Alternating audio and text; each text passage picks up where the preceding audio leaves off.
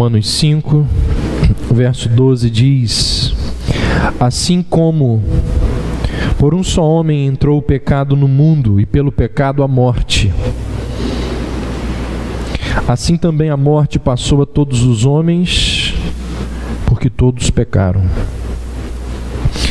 O chamado primeiro ponto do calvinismo fala da depravação total do ser humano. Essa verdade bíblica, essa doutrina nos ensina que em nosso ser não existe apenas ausência de retidão, existe a presença de corrupção. O pecado, ele é como um câncer que cresce dentro de nós. É uma entidade alastrante, produtiva, vigorosa, que se autopropaga. Pecado é fogo sem controle. É uma força viva, violenta, poderosíssima. Pecado, ele pode ser percebido nos horrores do Holocausto, na monstruosidade do terrorismo. O pecado pode ser percebido nas manchetes dos jornais, nos gabinetes dos presidentes, dos deputados, dos vereadores. Pecado pode ser percebido nos cômodos da nossa casa e principalmente no interior do nosso coração. No interior do nosso coração existe muito pecado. E entender essa doutrina da depravação total é fundamental para compreendermos corretamente a salvação e compreendermos corretamente aquilo que é chamado de plano da salvação, que envolve várias doutrinas. Uma perspectiva deficiente e errada sobre o pecado nos leva a ter uma visão deficiente quanto aos meios necessários para tratar do pecado, para a salvação do pecador. É célebre e famosa essa palavra aí do bispo J.C. Ryle, quando ele diz assim: perspectivas erradas sobre uma doença sempre trarão consigo perspectivas erradas sobre uma cura.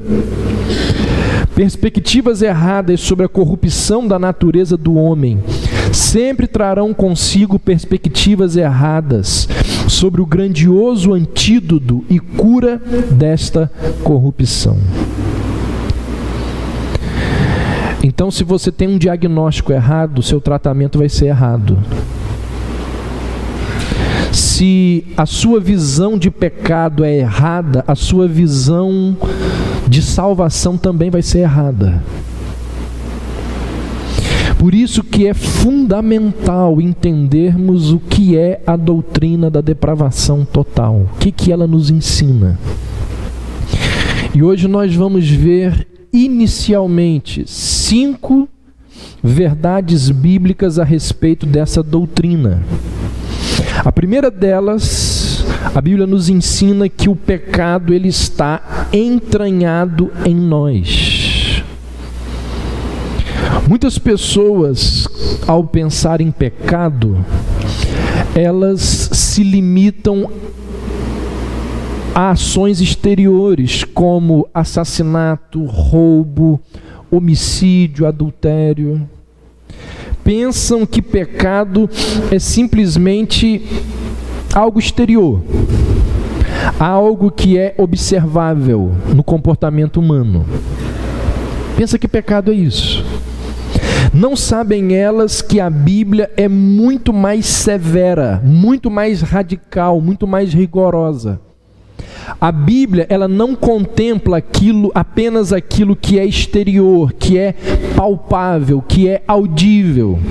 A Bíblia, ela vai às profundezas da vida humana e diz que o pecado está presente em nossos pensamentos, nas nossas ambições, nas nossas decisões, nos nossos motivos, nas nossas aspirações, e a Bíblia nos diz que o pecado pode estar presente nas nossas orações. O pecado está de tal forma entranhado em nós que as nossas orações podem estar contaminadas pelo pecado. Tiago vai nos dizer que as nossas orações, elas podem ser orações egoístas. E egoísmo é pecado. Jesus disse que não é o que um homem come ou o que um homem toca que o contamina.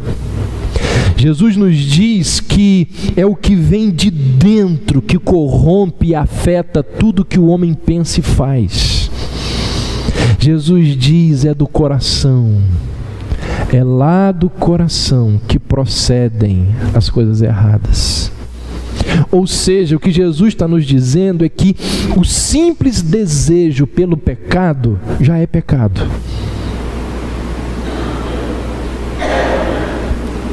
Sabe o que isso significa? Isso significa que nós somos uma máquina de pecados.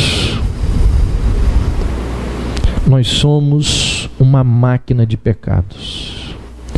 Calvino uma vez disse que ninguém conhece nem mesmo 1% dos seus pecados. Quando John Bunyan viu uma pequena medida da sua depravação interior, ele disse assim: eu trocaria o meu coração com qualquer pessoa de toda a Inglaterra, porque o meu coração é pior que o de todos os habitantes da Inglaterra. Quando Paulo teve um vislumbre da sua depravação, ele chegou a dizer: eu sou de todos o principal dos pecadores. Um antigo provérbio diz o seguinte: se as faltas do melhor dos homens fossem escritas em sua testa, isto o faria colocar o chapéu sobre seus olhos. Do melhor dos homens. Lutero resumiu esse problema do homem ser uma máquina de pecados com a seguinte expressão. Ele diz assim: o pecado original em nós é semelhante à nossa barba. Nós atiramos hoje e o resto parece limpo. Amanhã nossa barba já cresceu de novo e não cessa de crescer enquanto estamos na terra. De modo semelhante, o pecado original não pode ser extirpado de nós. Ele surge em nós enquanto vivemos. Irmãos, infelizmente, aqui neste mundo, nós somos incapazes de viver sem pecar. Se lá no céu nós seremos incapazes de pecar, aqui nós somos incapazes de não pecar. Nós fazemos coisas corruptas porque temos um coração corrupto. Essa é a essência do que significa ser caído. Então, pecado não deve ser visto como uma lista de faça isso, não faça aquilo. Isso é muito superficial. Paulo disse em Romanos 3:23 o seguinte: todos pecaram e carecem da glória de Deus. Pecado é carecer da glória de Deus. E o que é carecer da glória de Deus? A melhor explicação de Romanos 3:23 é Romanos 1:23, quando Paulo diz assim que os homens substituíram a glória do Deus incorruptível por imagens semelhantes ao homem corruptível, às aves, aos quadrúpedes e aos répteis. Ou seja, Paulo está dizendo que Deus, ele se oferece a nós com toda a vastidão da sua glória e da sua perfeição, e nós trocamos Deus por Nós trocamos Deus pelo que você colocaria aqui? Pelo que você troca Deus?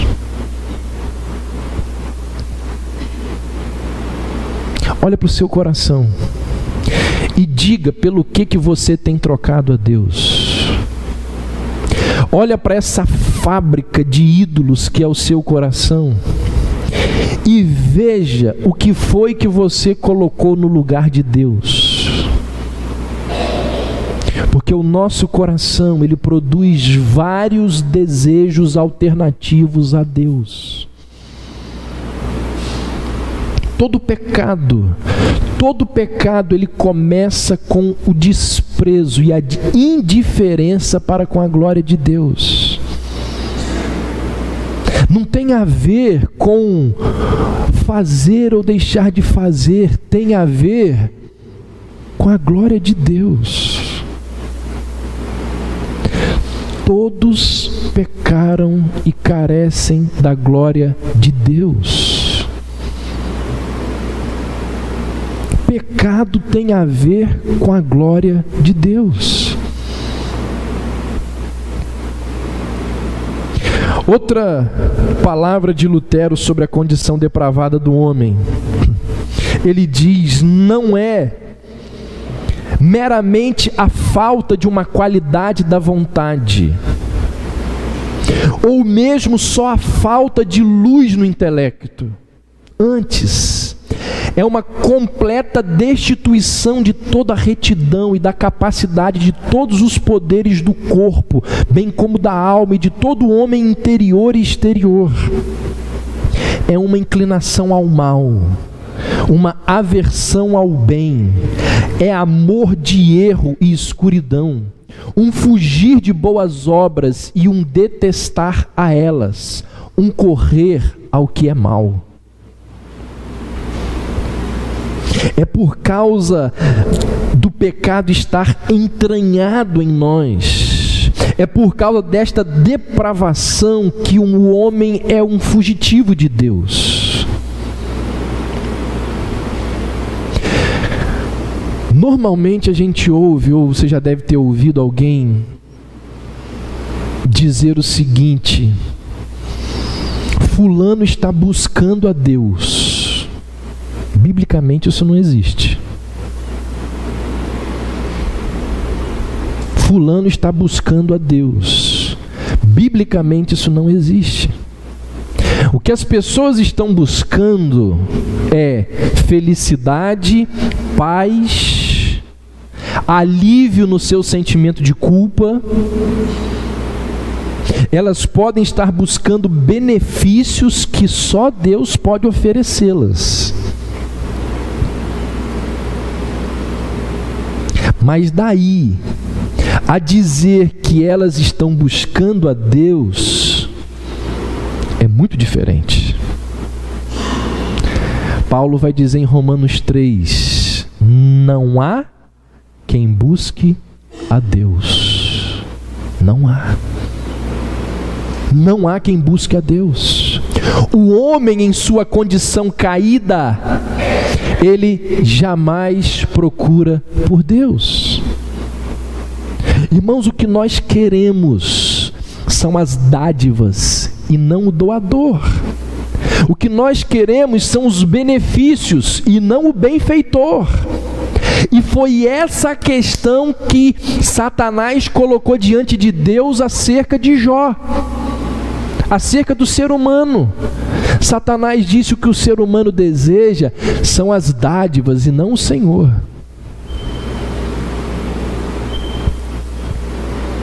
O homem, ele é por natureza um fugitivo de Deus. Por isso, e é por isso, e tão somente por isso, que é Deus que acha o homem, não é o homem que acha Deus.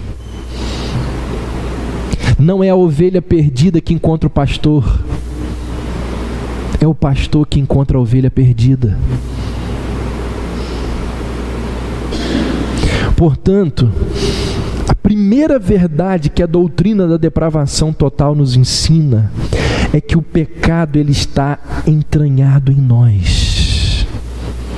Com a queda, todos nós nascemos pecadores e o pecado está entranhado em nós.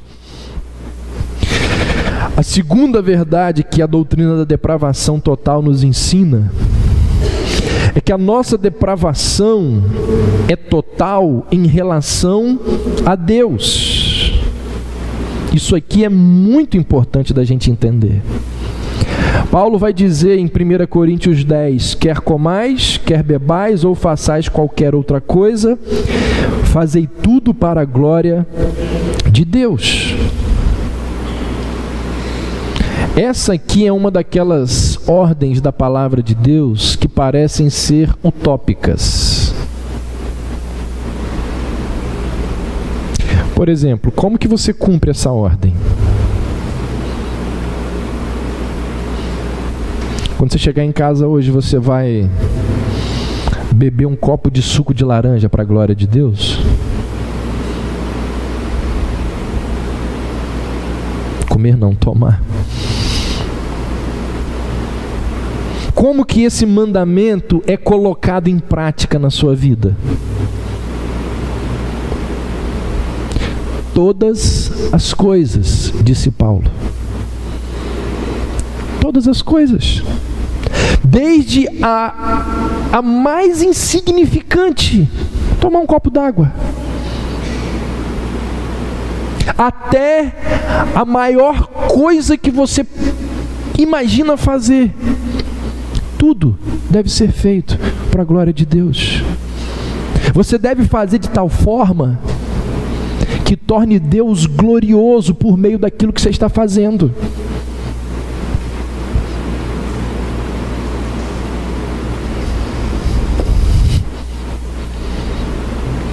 Outro texto que nos mostra que a depravação total ela é em relação a Deus, Romanos 14, 23. Paulo diz assim: mas o que tem dúvidas é condenado se comer, pois o que ele faz não provém da fé, e tudo que não provém da fé é pecado. Viu uma definição bíblica aqui? Tudo o que não provém da fé é pecado. Todas as coisas, as melhores e as piores. Não importa se são da lista do pode ou não pode. Todas as coisas que não provém da fé são pecado.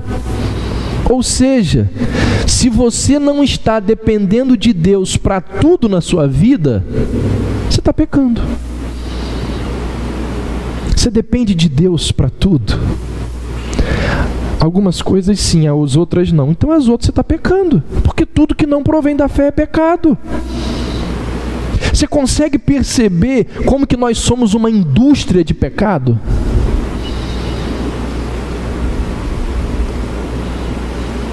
O pecado está entranhado em nós. Ou tudo que você faz baseado na fé. Mais um texto que deixa evidente esse princípio de que a nossa depravação é total em relação a Deus. 1 Pedro 4,11 diz: se alguém serve, faça-o na força que Deus supre, para que em tudo seja Deus glorificado. O apóstolo Pedro nos mostra que tudo quanto fizermos deve ser feito na dependência de Deus. Dessa forma, o doador recebe toda a glória por suas dádivas. Dessa forma, o libertador recebe toda a glória por seus livramentos. Sabe o que isso significa? Isso significa que trocar fraldas pode ser pecado. Isso significa que construir hospitais pode ser pecado. Isso significa que fundar igrejas pode ser pecado. Isso significa que viajar para as férias pode ser pecado. Porque tudo que não provém da fé é pecado.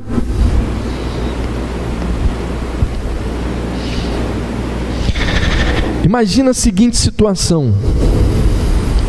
O pai chega para o filho e diz assim: filho, você pode lavar o carro para o pai? E o menino faz isso de forma contrariada. Eu mesmo fiz isso várias vezes na vida. Meu pai dizia: lava o carro. Odiava lavar carro. Ele obedece, mas obedece a contragosto, zangado, irado. Ele fez o que é certo? Fez.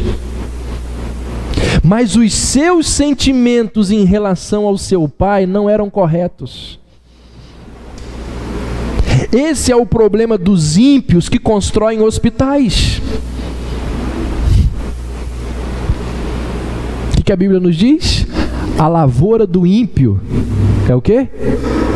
É pecado.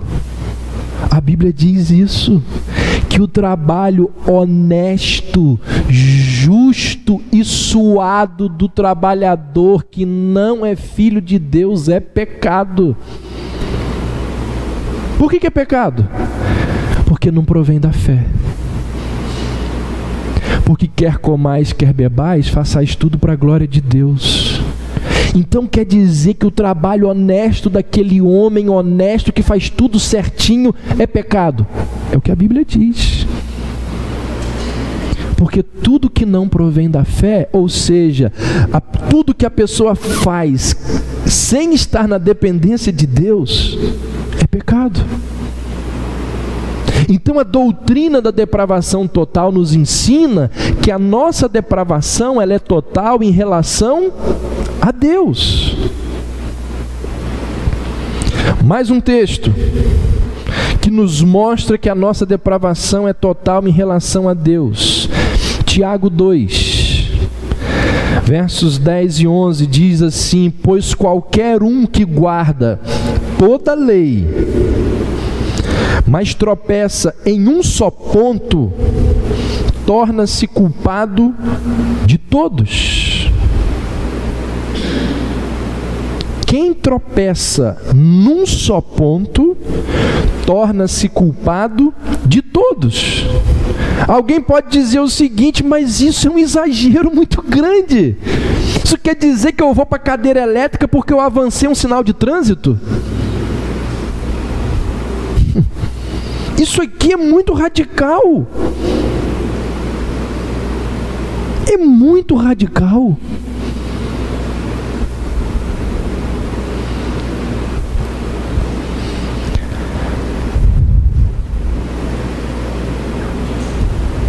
Eu estou olhando que aqui no esboço não está o texto completo de Tiago 2, 10 e 11.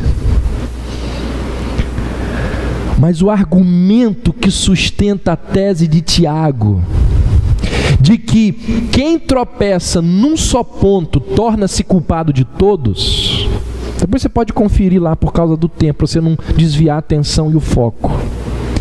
Tiago diz assim, que isso é pecado, porque aquele que disse não adulterarás, também disse não matarás. Aquele que disse, esse é o ponto de Tiago. O argumento que sustenta a tese dele de que quem tropeça num só ponto é culpado de todos, é sustentado por essa expressão, aquele que disse. Ele disse que deve ser feito dessa maneira. Mas você está se opondo ao que ele disse, é pecado. Aquele que disse. Por que é pecado? Porque ele disse. Porque ele disse. Se tivesse na Bíblia assim, é pecado usar a cor azul. Mas por que é pecado? Porque Deus disse. Mas qual o problema? Não faz mal a ninguém. Mas Deus disse que não pode. Mas qual é a lógica disso? Não existe lógica. É pecado porque Deus disse que é pecado.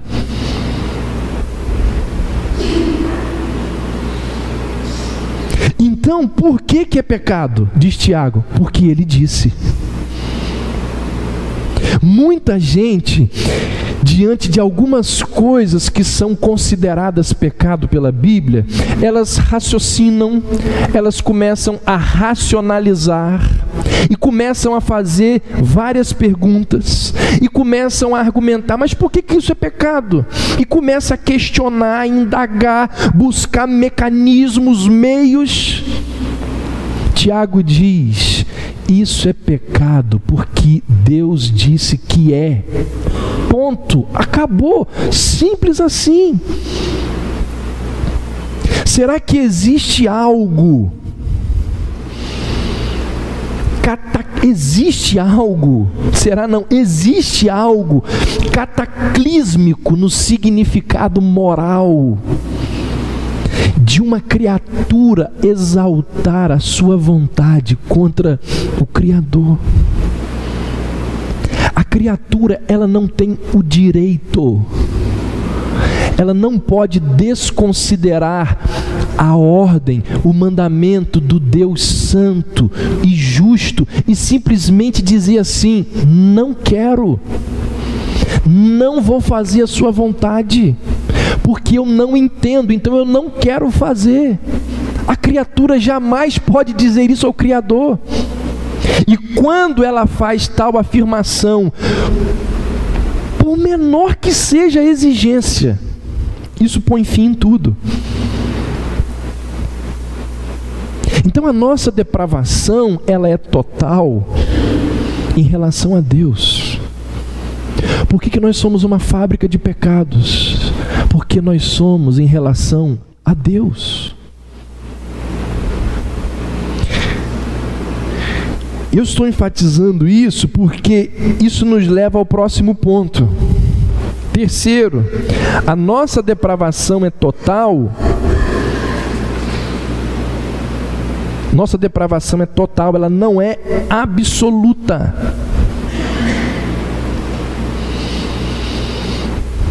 Depravação total não significa que os homens sejam semelhantes aos demônios. Porque os demônios, dizem a palavra de Deus, eles são completamente maus. 100% maus. Depravação total não significa que o homem ele é tão depravado quanto ele poderia ser.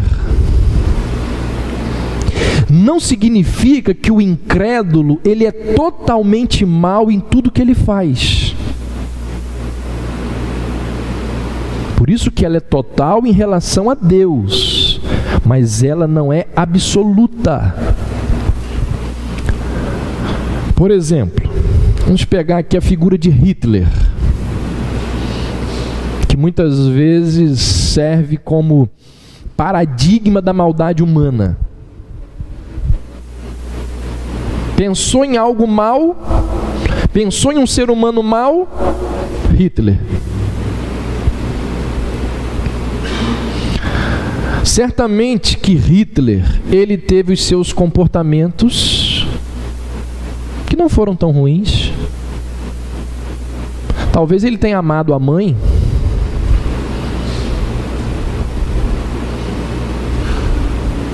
Não foi igual Nero que matou a mãe?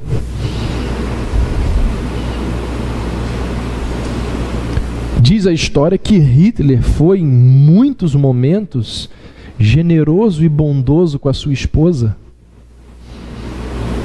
Antes de se tornar o ditador da Alemanha nazista, Hitler era um artista, pintava quadros.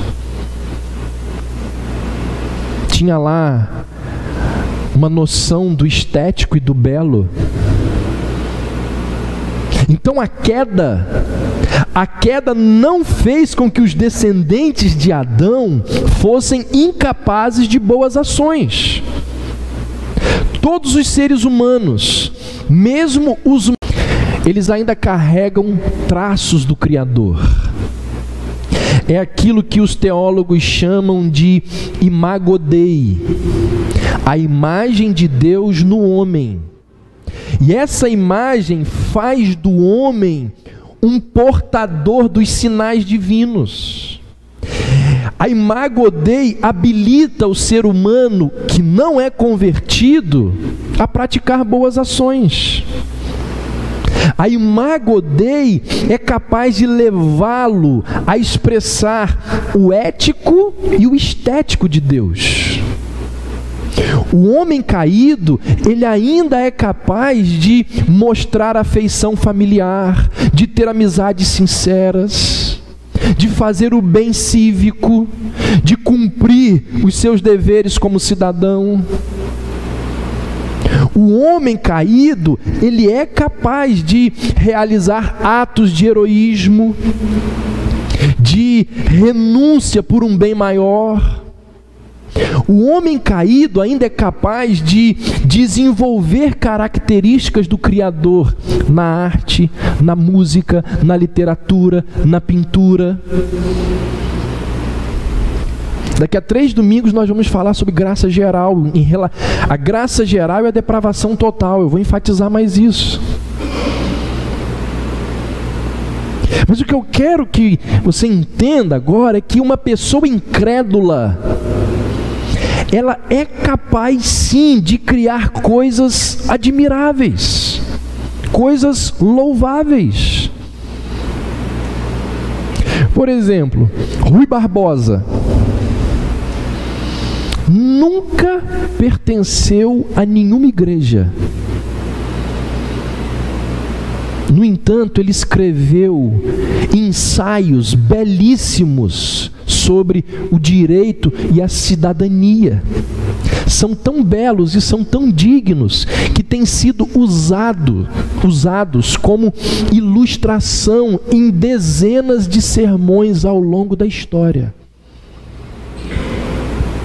Tem um artigo do Rui Barbosa chamado O Justo e a Justiça Política, alguma coisa assim, falando de como Jesus Cristo foi condenado à morte de forma injusta. É um ensaio extraordinário. Um estadista como Winston Churchill era cristão, mas nos brindou com discursos espetaculares. Não são poucos os pastores ao redor do mundo que têm aplaudido as obras extraordinárias desse homem. Quando você abre Atos 17, você se depara com Paulo diante do Areópago, ou ali no Areópago, se defendendo. Na verdade, não se defendendo apenas, mas ele está defendendo o cristianismo. E ele está diante de pessoas que são pagãs.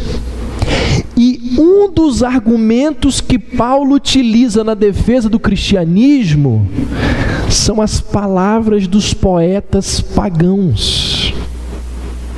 Paulo diz, como diz os vossos profetas, os vossos poetas, ele apanha aquilo ali e coloca na mensagem dele como base para um argumento que ele estava utilizando.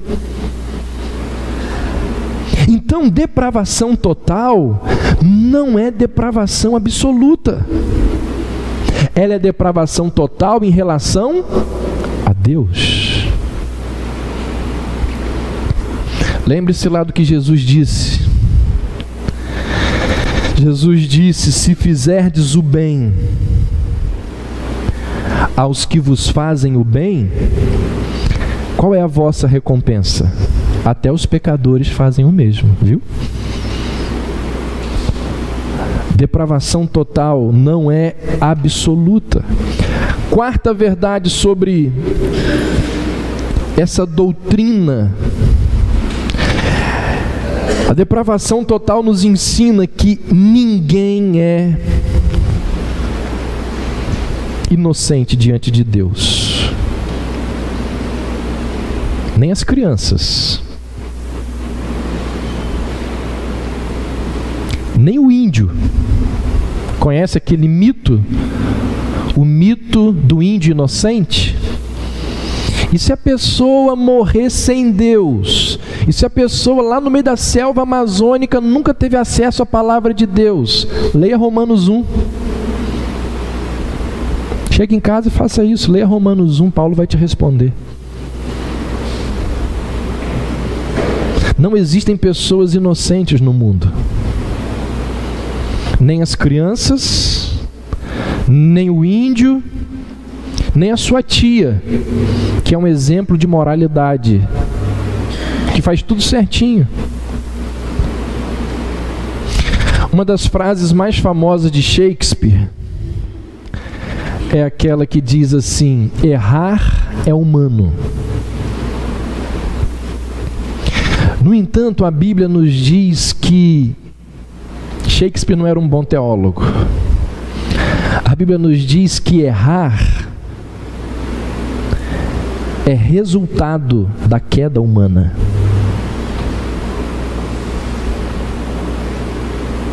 Nós não estamos no nosso estado natural.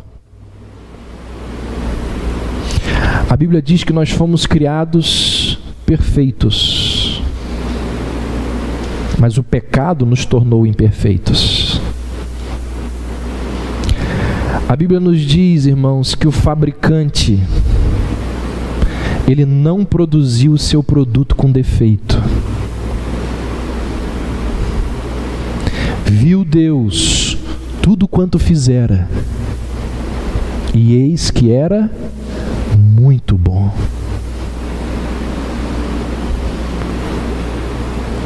Deus não produziu nada com defeito.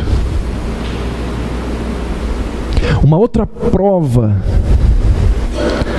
que mostra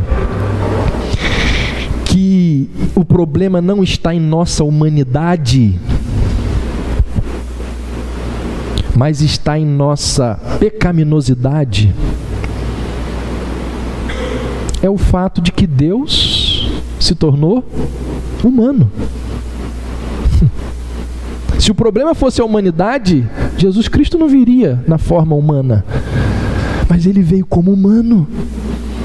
Ou seja, nós estamos em disparidade com Deus, não porque somos humanos, mas porque somos humanos pecadores. Esse é o problema. Então, errar é o resultado da queda humana. E a Bíblia nos diz, no texto que nós lemos no início, que quando Adão caiu, ele incluiu a raça humana inteira na sua decisão. Paulo vai dizer: assim como por um só homem entrou o pecado no mundo, e pelo pecado a morte, assim também a morte passou a todos os homens. E o que ele diz agora? Porque todos pecaram. Assim como as vítimas de uma transfusão de sangue contaminada, todos nós herdamos a corrupção de Adão.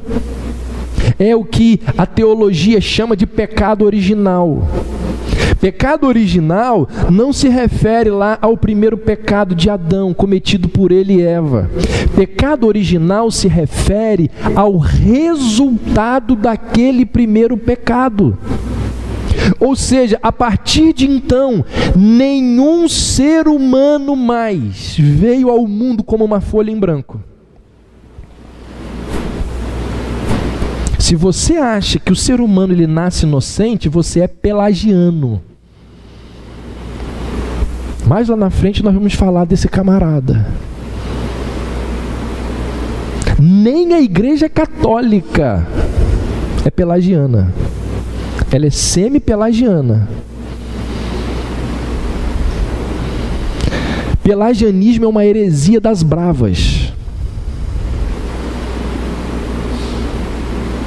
Depois da queda, nenhum ser humano veio ao mundo como uma folha em branco.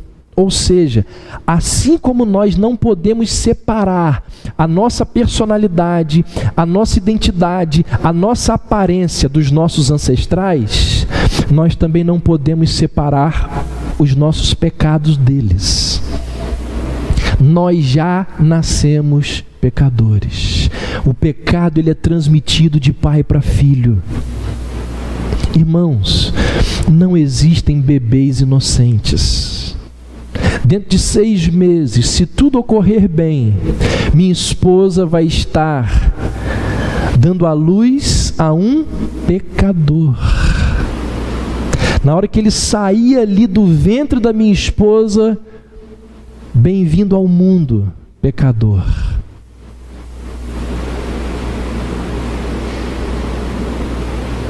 A maior prova de que os bebês não são inocentes, qual é? A possibilidade deles morrerem. Porque a Bíblia diz que só morre aquilo que é contaminado pelo pecado. Afinal, o salário do pecado é a morte. A consequência do pecado é a morte. Se os bebês morrem, isso é um sinal claro de que eles já são pecadores. Aí alguém levanta uma bandeira e diz assim: mas não é justo que eu pague pelo pecado de Adão. Paulo nos diz: Adão, ele foi simplesmente um representante. Porque se estivéssemos lá, nós teríamos feito exatamente o mesmo. Se você observou no texto de Romanos 5,12, Paulo diz assim: todos pecaram. O pecado, ele é individual. Ele disse: assim como por um só homem entrou o pecado no mundo e pelo pecado a morte, assim também a morte passou a todos os homens, porque todos pecaram. O pecado é individual. Então, irmãos, depois da queda, ninguém é inocente diante de Deus. Não há um justo sequer. Não há quem faça o bem. Não há quem busque a Deus, diz a palavra de Deus. Ou seja, nós não nascemos numa zona neutra. Paulo vai dizer em Efésios 2 que nós somos por natureza filhos da ira. Nós já nascemos como inimigos de Deus. Por fim, o que nos ensina a doutrina da depravação total? Ela nos ensina que aí as nossas escolhas, elas foram completamente afetadas pelo pecado. Isso aqui é fundamental de você entender, porque é com base nisso aqui que nós vamos começar a entender a doutrina da predestinação e da eleição incondicional. Se você vem acompanhando o raciocínio, se você vem entendendo que, se você entende que o pecado, ele está entranhado em nós, se você entende que a nossa depravação é total em relação a Deus, se você entende que ninguém é inocente diante de Deus, você vai ter facilidade de entender que as nossas escolhas, elas foram completamente afetadas pelo pecado. Ou seja, a doutrina da depravação total nos ensina que ninguém no mundo é capaz de escolher Deus, de desejar Deus. O homem é incapaz de escolher Deus, sabe por quê? Porque isso vai contra a sua natureza. Uma mangueira jamais produzirá maçã. Não adianta eu ir lá na mangueira, na casa dos meus pais, e falar assim: mãe, tem uma maçã aí para Arthur na mangueira? Não vou achar nunca. Uma figueira jamais produzirá jabuticaba. Ovelha não come lavagem. Assim como o porco não se alimenta de grama. Existe algum problema físico na ovelha e no porco? Não, ambos possuem bocas, dentes, orelhas, pernas. A razão pela qual a ovelha não come lavagem e o porco não come grama é por causa da sua natureza.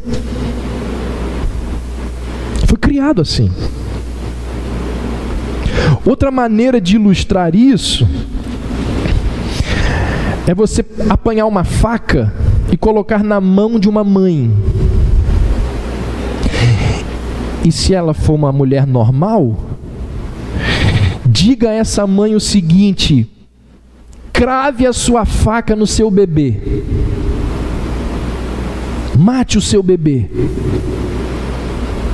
É impossível ela fazer isso.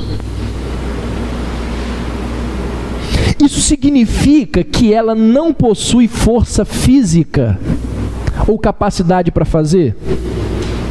De modo nenhum. Mas a natureza materna torna aquele ato impossível. Continuando com as ilustrações. Imagine que alguém coloque um fardo de feno ou de coxo de aveia, ou um coxo de aveia diante de um leão. Olha lá, um fardo de feno gigante. Aí você joga lá na jaula do leão.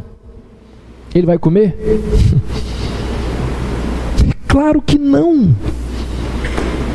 Ele não vai comer. Não é porque ele seja incapaz, porque ele pode muito bem mastigar a aveia e engolir a aveia. Se alguém pudesse virar para o leão e perguntar assim: por que você não come essa aveia e esse feno? Certamente que ele responderia: porque eu odeio esse alimento, eu só como carne. Eu não como aveia, eu não como feno. Agora pense nos seguintes versos da palavra de Deus. Salmo 34, verso 8. Provai e vede como o Senhor é bom.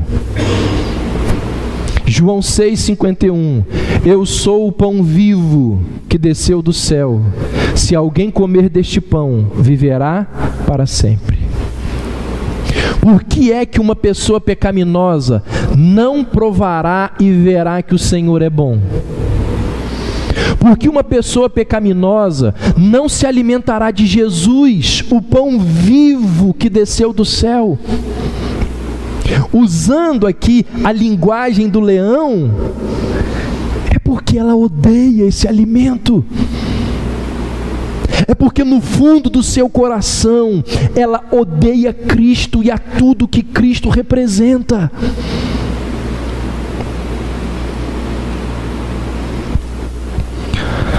Olha o que disse essa mulher aí.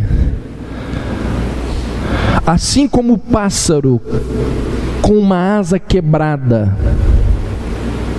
é livre para voar, porém incapaz de fazê-lo, assim também o homem natural é livre para ir a Deus, porém incapaz de fazê-lo. Como pode ele se arrepender de seu pecado quando o ama? Como pode ele ir a Deus quando o odeia? Da mesma maneira, é a natureza corrompida do homem que o impede de ir a Cristo. Isso vai ficar um pouco mais claro quando daqui a 2 domingos ou 3 eu vou pregar apenas sobre livre-arbítrio. Esse dia você não pode faltar. Livre-arbítrio. Nós temos, não temos. O que é livre-arbítrio? Irmãos, a Bíblia nos diz que as nossas escolhas, elas foram completamente afetadas pelo pecado. Preste atenção numa coisa. Todas as escolhas que você faz, que eu faço, que nós fazemos, todas as nossas escolhas, elas possuem uma razão por trás. Não existe uma vontade neutra. Todas as nossas escolhas, elas possuem um efeito que requer uma causa antecedente. Todas as nossas escolhas possuem um motivo por trás delas. São determinadas por nossos desejos e por nossas inclinações. Por exemplo, por que você chega ali em Guarapari, na Praia das Castanheiras, entra no Fioreto? Excelente sorveteria. E aí você tem lá dezenas de sabores. Por que você vai lá e apanha o sorvete de baunilha e olha para o de chocolate e diz, não quero?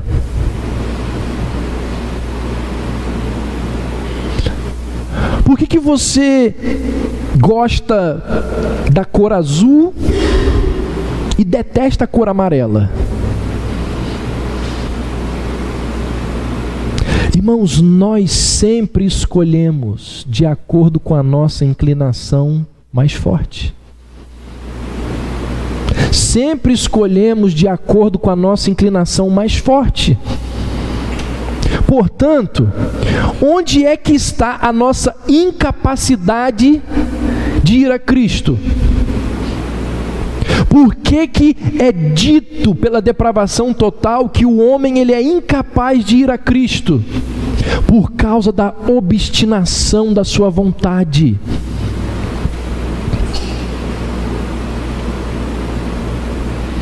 A fé reformada, ela não nega, em momento algum, que os homens podem ser salvos se eles quiserem. Todo pecador que ainda está do lado de fora do inferno pode ser salvo se ele quiser. Só que o problema é esse. Se ele quiser. Se ele quiser. E aí você deve se lembrar do que disse Jesus sobre o querer humano em buscar a Deus. Jesus disse lá em João 5, não quereis vir a mim para terdes vida. No outro capítulo, Jesus disse assim, ninguém pode vir a mim se o Pai que me enviou não o trouxer. O versículo, ele é claro ao afirmar assim, ninguém pode. Isso significa que nenhum de nós possui a capacidade. A mãe, ela poderia matar o filho, se ela quisesse, mas ela não quer. Ela é incapaz do ato porque ela não quer. Então, depois da queda, o homem ele possui a liberdade de escolher o que quer. No entanto, falta-lhe o desejo pela justiça. Ele é livre, mas ele é moralmente escravizado aos seus próprios desejos corruptos e maus. Ele não tem desejo espiritual pelas coisas justas, dignas, nobres. Por quê? Porque ele está espiritualmente morto. É a ilustração que Paulo utiliza em Efésios, que todos nós estamos mortos em delitos e pecados. O morto, ele não tem vontade. A não ser que Deus o ressuscite, que Deus intervenha, que Deus o transforme, ele jamais desejará buscar a Deus. O homem, ele está condicionado a desejar o que é mal. Dr. Criswell, o pastor de uma das maiores igrejas batistas dos Estados Unidos, num dos sermões mais famosos dele, que se transformou, acho que é a Fiel que publica um livrinho pequenininho, ele diz assim: nós somos fontes caídas, somos como uma cachoeira, nós só caímos, a cachoeira ela não sobe. Ou seja, o nosso livre-arbítrio, ele é sempre para o mal. Aquilo que eu falei aqui semana passada, o que Lutero chama de livre-arbítrio do urubu. Você coloca diante dele uma comida deliciosa e a carniça, ele vai sempre para a carniça. Assim como o porco vai sempre para a lavagem, assim como a ovelha vai sempre para a grama, assim como o leão vai sempre para a carne. Por isso que Lutero vai escrever aquele livro, e ele disse que de todos os livros que ele escreveu, o único digno de ser lido e publicado era esse, chamado A Escravidão da Vontade, traduzido para o português como Nascido Escravo.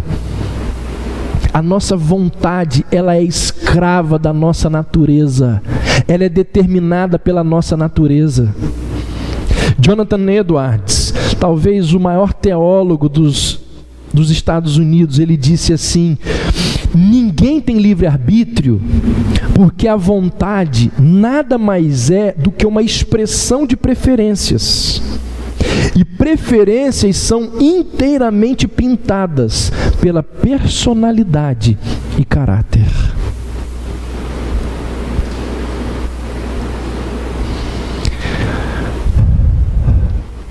É por tudo isso, gente.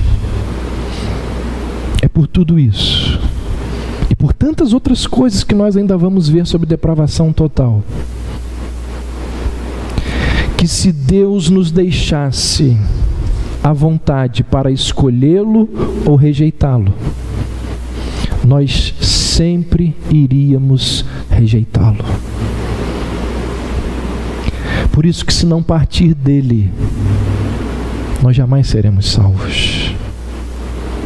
Não fostes vós que me escolhestes a mim, disse Jesus, mas eu vos escolhi a vós outros.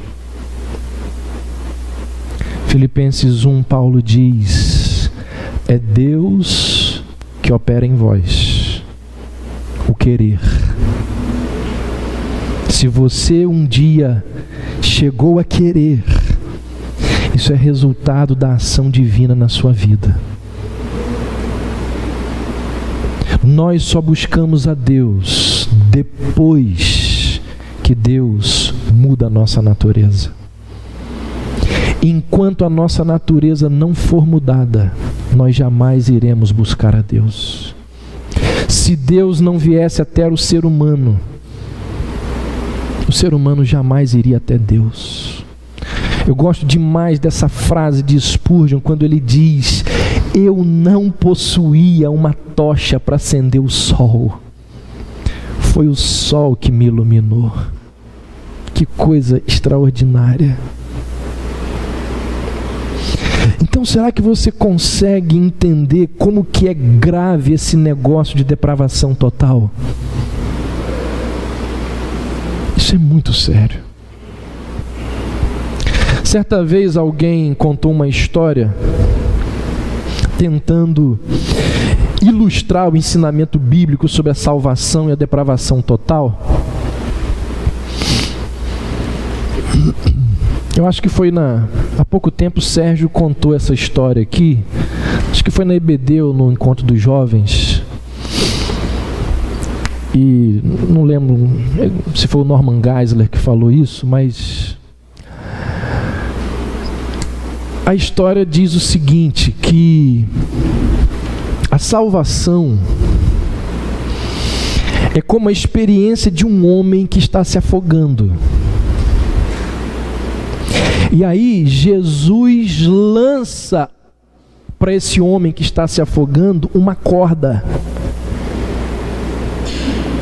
E o que esse homem que está se afogando precisa fazer é se agarrar à corda. Então a parte de Deus é providenciar a corda. E a parte do homem é agarrá-la e segurá-la. Só que o ensinamento bíblico sobre salvação e depravação total é exatamente o oposto dessa história. A salvação, ela não se compara a um homem que está se afogando, mas a um homem que já se afogou. O homem já se afogou e ele está lá no fundo do lago, morto. Qual é a parte de Cristo? Mergulhar, retirar o homem do fundo do rio, do fundo do lago, trazê-lo até a margem e devolver-lhe a vida. A parte do homem é simplesmente voltar a viver, o que na verdade não é parte nenhuma, porque a pessoa não contribui em nada para o seu resgate. Ou seja, se deixado a seu bel prazer, o ser humano rejeitará a verdade de maneira invariável, inevitável e contínua.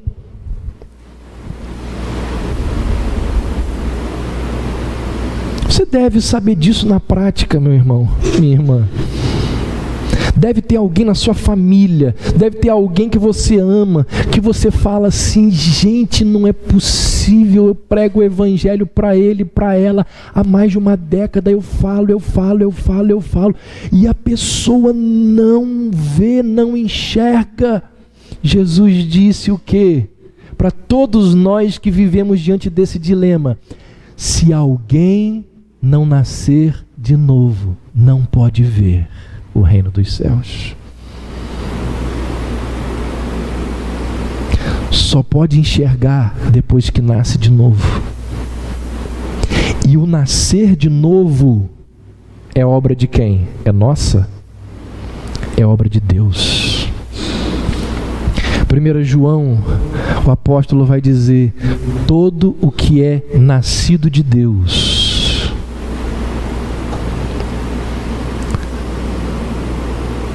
O nosso nascimento espiritual, assim como nós não tivemos nenhuma participação no nascimento físico, nós não temos participação no nascimento espiritual. É Deus que gera em nós a vida. Então, depravação total significa que não importa quão civilizada, quão compassiva, quão diligente uma pessoa possa ser, ela é indisposta a tudo que Cristo é e diz de maneira total e intencional. É por isso, gente, é por isso que qualquer pregação sem oração é tudo em vão. Porque se você prega, mas você não depende de Deus para transformar aquele coração, é tudo em vão. É por isso que pregar para o homem no seu estado natural não vai trazer benefício algum. Nós vamos ficar pregando durante um século. Você pode trazer a pessoa que você gostaria que se convertesse para sentar aqui na primeira cadeira todo domingo à noite, e eu vou pregar durante 50 anos. Vou ficar falando aqui durante 50 anos. Se depender dela, ela vai ficar 50 anos ouvindo a mensagem, vai morrer, vai para o inferno. Se Deus não retirar o coração de pedra e lhe der o coração de carne, é tudo em vão. Olha o que Spurgeon disse. Preste atenção numa coisa. Charles Spurgeon, ele foi considerado o príncipe dos pregadores, aquele que na história talvez tenha sido aquele que teve a maior oratória e um dos grandes conteúdos da história com a maior oratória. Spurgeon disse assim: eu poderia pregar para vocês eternamente, poderia pedir emprestada a eloquência de Demóstenes ou de Cícero, mas vocês não viriam a Cristo. Eu poderia lhes pedir de joelhos com lágrimas nos olhos, e mostrar-lhes os horrores do inferno, as alegrias do céu, a suficiência de Cristo e a condição perdida de vocês. Mas nenhum de vocês viria a Cristo por si mesmo, a menos que o Espírito que repousava sobre Cristo os atraísse. Nenhum homem em seu estado natural virá a Cristo. Não depende de nós, depende de Deus. Diante desse quadro, a gente pergunta: os pecadores, por natureza, eles podem mudar a si mesmos? Será que é possível o morto se levantar, o preso se libertar, o escravo se remir, o ignorante ensinar a si mesmo? Será que é possível os pecadores por natureza mudar a si mesmos? A Bíblia diz, é claro que não. Foi essa compreensão que levou o profeta Jeremias a perguntar: pode o etíope mudar sua pele, ou o leopardo as suas manchas? Nesse caso, também vós podereis fazer o bem, sendo ensinados a fazer o mal. Então eu repito aquilo que eu disse anteriormente. Se não conhecermos a seriedade do diagnóstico, nós jamais poderemos louvar e apreciar a cura de Deus. Sabendo quem somos, sabendo o que é o pecado, sabendo que nós merecemos, sabe o que acontece? Inevitavelmente, nós caímos de joelhos em adoração e dizemos: louvado seja o Senhor. Porque se não fosse o Senhor, eu estaria perdido. Esse é um pequeno vislumbre de como as doutrinas da graça, elas exaltam a Deus, porque depende de Deus. É por tudo isso que a doutrina da depravação total é tão importante. Por quê? Porque ela engrandece a graça de Deus, ela valoriza o sacrifício de Cristo em nosso lugar, ela nos mostra que a condição para qualificarmos a graça de Deus é reconhecermos que não podemos nos qualificar. Quem entende a doutrina da depravação total diz: a glória é toda tua. Enquanto que aquele semi-pelagiano que diz: eu sou salvo pela graça sim, mas eu tenho contribuição, eu contribuo com a minha vontade, eu contribuo com a minha escolha. Irmãos, num sistema teológico que diz assim: Deus dispensa a graça, mas para que a salvação seja efetuada depende da sua decisão, depende da sua escolha. Nesse sistema teológico, quem que define a salvação do homem? A graça de Deus ou a escolha dele? Se é a escolha do homem que define a salvação, quem é soberano na salvação? Deus ou o homem? Deus faz tudo o que pôde fazer, levou Jesus Cristo à cruz, e agora diz ao homem assim: eu mandei o meu filho para te salvar, ele morreu no seu lugar, será que você poderia aceitá-lo como seu salvador? O homem diz assim: não, não quero. Vocês acham que Deus se submeteria a isso? É por isso que nós vamos ver a doutrina da graça irresistível de Deus, que quando a salvação é oferecida àquele por quem Cristo morreu, ele não tem como dizer não, ele vai vir. John Newton, autor de um dos hinos mais famosos, talvez o mais famoso da história do cristianismo depois que ele criou, chamado Amazing Grace. Já contei aqui para vocês, John Newton, ele foi capitão de navio negreiro. Capitão de navio negreiro era como se ele fosse o general de Auschwitz, o camarada que toma conta de um campo de concentração nazista. Ou seja, para exercer uma função dessa, dentre as muitas atrocidades, uma delas, das muitas qualidades ou competências, a pessoa não pode ter o mínimo de piedade e de compaixão pelo próximo. Antes de ser capitão, até chegar a capitão, ele foi um marujo, ele foi aprendendo. E quando ele foi marujo, você lembra qual era o apelido dele, que eu falei aqui? O apelido de John Newton, quando era marujo, era Jonas. Olha o Jonas aí, ó. O Jonas está vindo, o Jonas está chegando.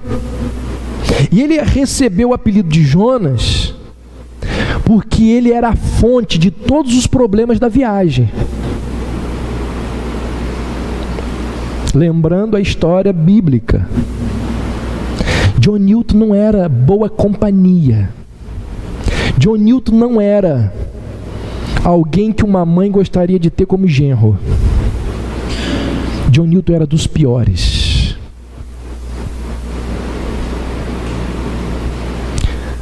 Mas diz a história que na sua depravação Deus o resgatou.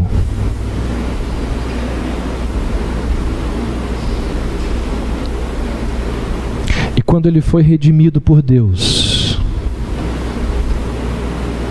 ele escreveu: a graça de Deus, que doce som. O que fez a graça? Levou-me ao Salvador. Foi a graça que levou-me ao Salvador. Perdido era eu, a graça me achou. Tão grande pecador. Existe uma história que conta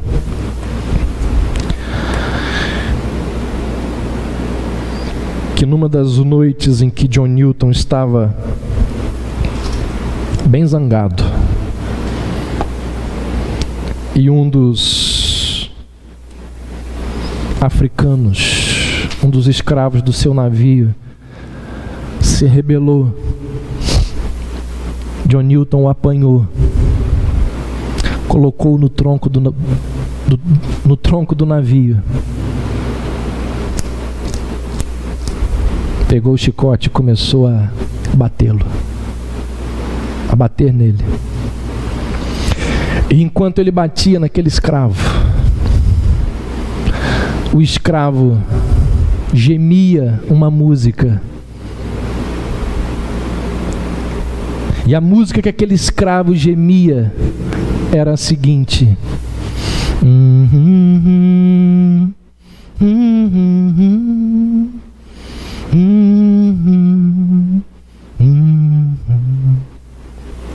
E John Newton diz que aquela música nunca mais saiu da sua mente. E tempos depois, quando ele se converteu, ele pegou aquela melodia que ele ouviu e colocou na letra, que é um sucesso mundial. E só é um sucesso mundial porque aqueles filhos de Deus veem nessa música a sua história.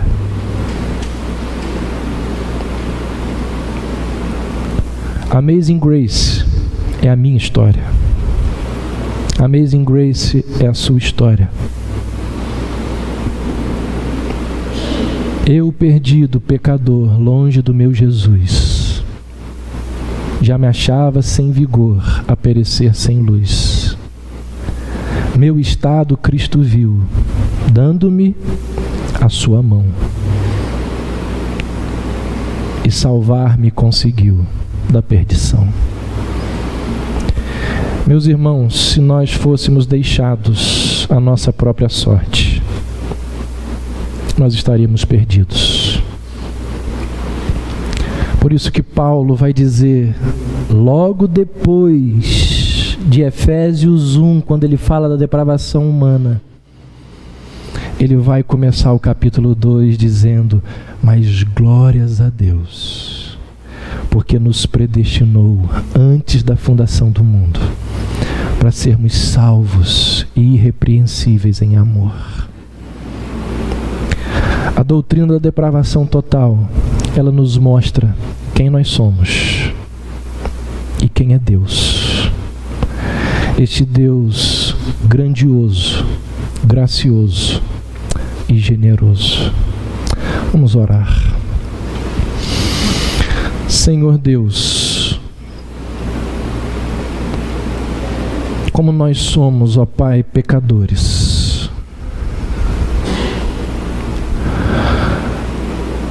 O pecado realmente, ó Deus, está entranhado em nós. Nós pecamos na ação, na omissão, mas principalmente na intenção. Ó Deus, qualquer pessoa honesta que esteja aqui neste local sabe dos inúmeros pecados que existem dentro do seu coração. Nós reconhecemos que grande parte daquilo que fazemos, nós não fazemos para a Tua glória, mas nós fazemos por causa do nosso ego. Nós reconhecemos que grande parte do que fazemos não provém da fé. Não fazemos na dependência do Senhor. Nós reconhecemos que por causa disto, nós somos uma máquina de pecados, uma fábrica de pecados. Ó Deus, se não fosse o Senhor, se não fosse o Senhor, nós estaríamos perdidos.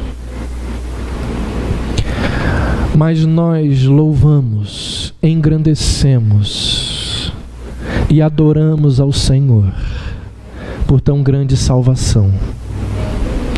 Louvamos ao Senhor porque não depende de nós. Louvado seja o Teu nome, ó Deus, porque vem de Ti. O querer e o efetuar vem de Ti. Ó Deus, que a nossa igreja, ela pregue, ela defenda esta verdade, porque poucas verdades da Tua palavra exaltam tanto o Teu nome como esta verdade. E o nosso desejo é que hoje e para todo sempre, o Senhor, e tão somente o Senhor, receba toda a glória, toda a honra e todo o louvor pela nossa salvação. Nós assim oramos e reconhecemos e dedicamos ao Senhor a nossa adoração pela nossa salvação. Em nome de Jesus. Amém.